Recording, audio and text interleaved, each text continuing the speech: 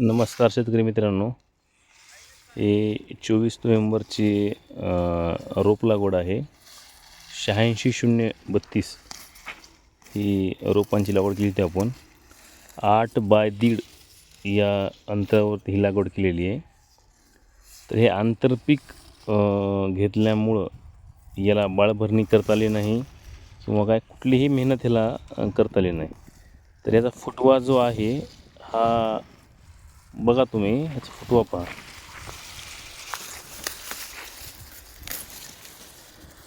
प्रत्येक गड्ड्यामध्ये साधारण 20, 25, 30, 35 फुटवे आहेत आणि हा फुटवा काही आपल्या कामाचा नाही आहे. आपल्याला एका गड्ड्यामध्ये साधारण फक्त फुटवे ठेवायचे 7 ते 10, याच्यावर फुटवा ठेवायचा नाही. तर हे आंतरपीक घेतल्यामुळं हे नुकसान झालं एवढं भरपूर आपलं. तरी वेळेस आपणाला आदरणीय शिवप्रसाद येळकर साहेबांनी सांगितल्यामुळे आपण हा मॅन्युअली फुटवा काढतो. तर आपलं उत्पन्न झालं असतं एकरामध्ये 20 ते 25 टनाच्या आसपास. तर शेतकऱ्यांना मला सांगायचं आहे की आंतरपीक शक्यतो घेऊ नका.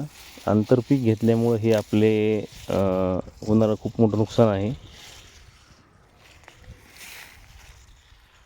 ऊस पिकामध्ये आंतरपीक घेऊच नका, हा माझा तुम्हाला सल्ला राहील.